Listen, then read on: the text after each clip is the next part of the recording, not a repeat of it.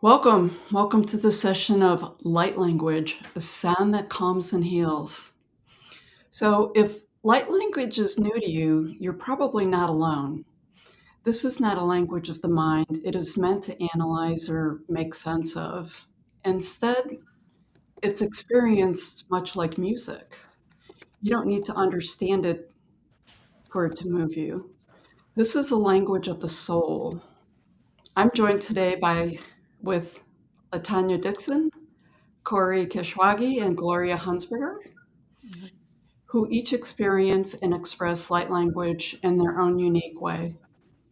So together, they're going to help us explore what happens when someone experiences light language without needing to understand it.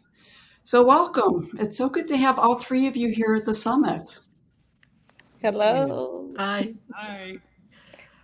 So Corey, I have a question for you. How do you personally understand or experience light language? Oh, well, that's a big question because there's it's kind of like every person can experience it. It's very personal. So we have like human language, like English that we're speaking, light language. And it's interesting because I believe that human speech, human language also can be considered a part of light language, with the idea that we are made of light, we are energy.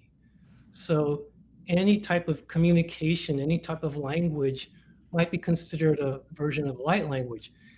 Now, recently, the last few years, or maybe even before then, the idea of light language has taken more of a spiritual connotation. Like you said, not really something, it's something we use to communicate, but not really with our rational mind.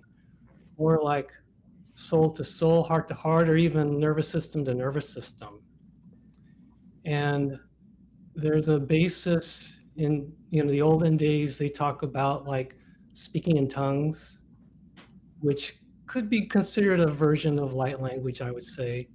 But about 4 years ago or so, it's been interesting to me because in the spiritual community, there was just such a burst of growth in this whole idea of light language, speaking light language, using light language as a way to communicate, to express ourselves. Okay, so for you, Corey, what are some other forms of vibrational or frequency work you've experienced before, and how does light language seem to differ from that?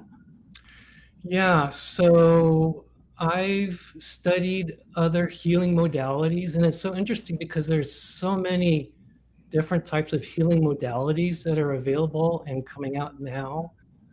A lot of the modalities, when you work with it, there's someone who does the modality and someone who receives it.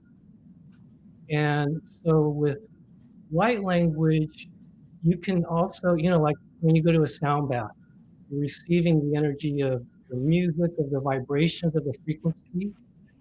But with light language, you can receive it, and you also are a creator. You can generate it. It comes from tapping within. And that whole area of sound healing has grown so much the last few years and continues to expand, using frequency and vibration as healing. And then now we're also getting into using our voice, us being the creator of frequency, of vibration, and tapping into something deeper than just from our thoughts from rational mind, using that. Okay. So Latanya, for you, my understanding is light language shows up spontaneously for most people. What was your experience with it? Well, my experience with it was, first of all, when I first experienced it, I didn't know what it was. I just thought it was sound that was so undescribable. And I know it to me, it felt like love, but it also felt neutral. Um, so, and also when the first time I experienced it was through meditation. Um, and sometimes I would match or harmonize with that. Um, but I had no name for it. Um, I'm quite sure there's people that do have spontaneous experience, possibly with the what he was saying about the what do you call it? The speaking of the tongues. Um, Sometimes that may be spontaneous because it could just come out of nowhere. Um, and I guess I just want to distinguish that with the light language, my understanding is it has no um, what do you call it? It has no religious connection. It's it's just connecting with spirit, with source, with, and for me, it's also connecting with, I guess you can say, with the flowers. The last time we met is connecting with the stars, connecting with the earth. It's really, for me, it's harmonizing with things such as their spirit of things. Um, and it's very calming. It's very calming. It's very beautiful. It's the only word I can think of is love. And I can't even explain. I could not even explain how vast that word is in a human's, or a definition out of the dictionary. It's unexplainable. I can't explain it. It's Okay. just beautiful, and it's healing, and it's grounding. So, Latanya, when the light language comes through you, what do you notice first in your body or your awareness? I believe you have a pretty intense experience with it, is my understanding. What I actually, it's pretty neutral. What happens is my Okay. chakras line up, and it's like I go to a different space. Um, I guess I'm gonna use the word spirit, to a different space, like really connecting with spirit. Um, and I don't have to necessarily sit here and meditate to do that. I can just go there if I wanted to. Um, and so it's I'm trying to explain it here, but anyway, the chakras line up, the seven powers in your body, but also the chakras that are above and outside of your body line up. The last time I saw the star tetrahedron there, and I also it just depends. Okay. So, but it's harmonizing with love, harmonizing with something that is so profound and so beautiful that you cannot even explain it. That's fair enough. I think that we're embarking on a lot of things that there's not a lot of language for, and Yeah. it feels like everyone's having a really unique experience with us with a similar energy. So for you, Gloria, um, I feel like most people they relate to the light language as a sound or a frequency, Mhm. but my understanding is sometimes it can show up as hand gestures and other forms. For you, how does the light language show up? Well, for me, it initially showed up during my shamanic training that I had years ago, and and shamanic drumming. I saw symbols, and it. I when I was did shamanic drumming, I was it's almost like you get into a place where you're one with everything, like all there is, and I started seeing symbols. And later on, I had um, um, light weaving, where we um, again, we got to a place where we're totally, connected from the energy of earth and energy of the heavens. And we start, um, you just feel like I started to express some of those symbols on healing on people. And then from there, I started to hear sounds and was able to I'm able to, at that point, expressive voice wise. But initially, mine was more symbols Okay. related. Have you noticed that the language emerges more easily in certain states of like a calm or emotional release, stillness, or connection? I know Latanya mentioned the meditation. What have you noticed? I noticed that when I get in a place where I feel just all connected, it might be, after meditation, or it might just be where I'm at during the day. And then I feel like when I'm connected to everything, I start um, getting maybe codes from, or I start seeing symbols. Um, and it, I hear it in the background, and I'm able to voice it if I want to, but it's kind of personal type of thing that I feel like connected to everything, and everything is love type of thing, and I feel like a connection of love with everything and joy type of thing. Yes, I'm noting the central theme here with that intense love that is hard to put into language.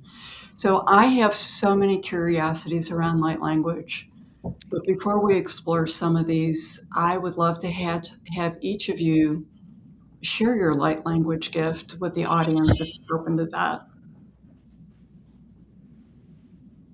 Latanya, would you like to start?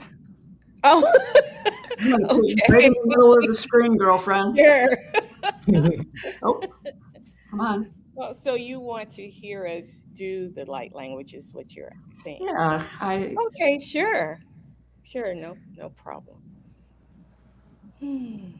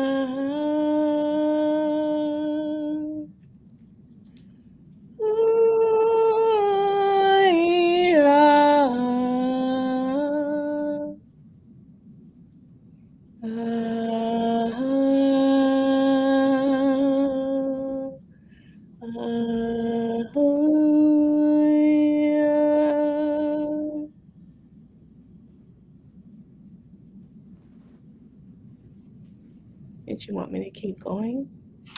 yeah, just a little. I have to tell you, when you Okay. just felt really transported by that. I'm sorry, I got really lost in it. Well, that's what happens to me too. If you would like to just continue a little bit, that would be Okay. fine, and then Corey will jump into you. Okay.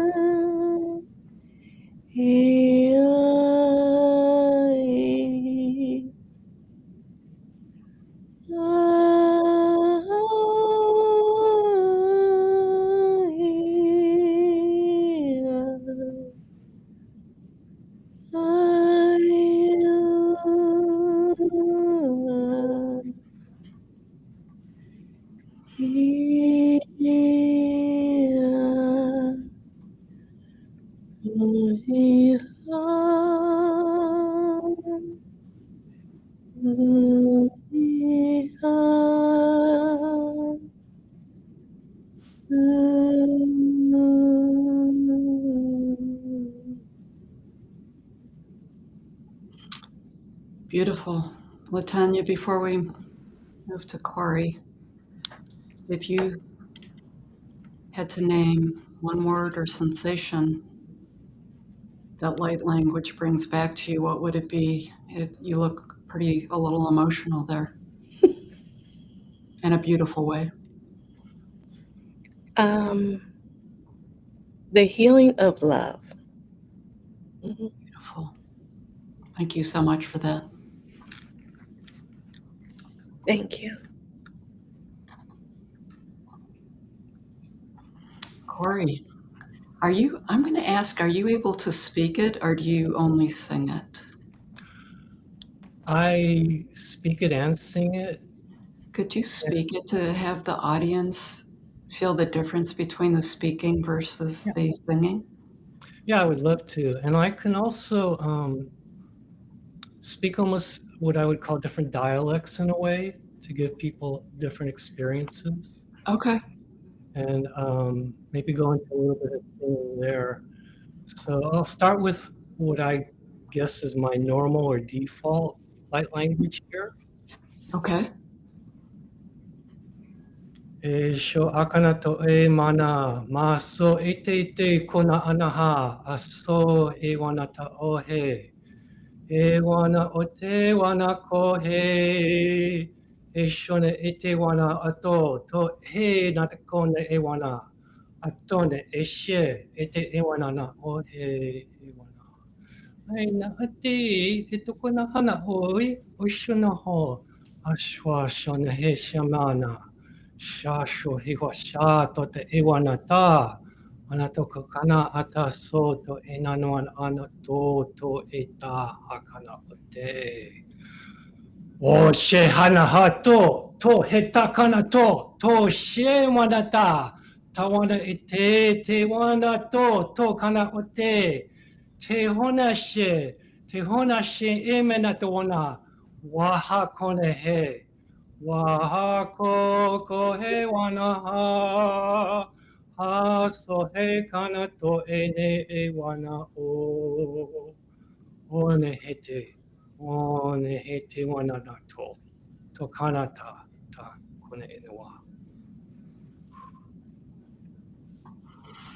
Corey, has your relationship with light language changed over time, or does it feel consistent each time? That was like I could feel that in my nervous system. Like I can't tell you what you said from a mind point, but I felt what you said, if that makes sense. It makes perfect sense.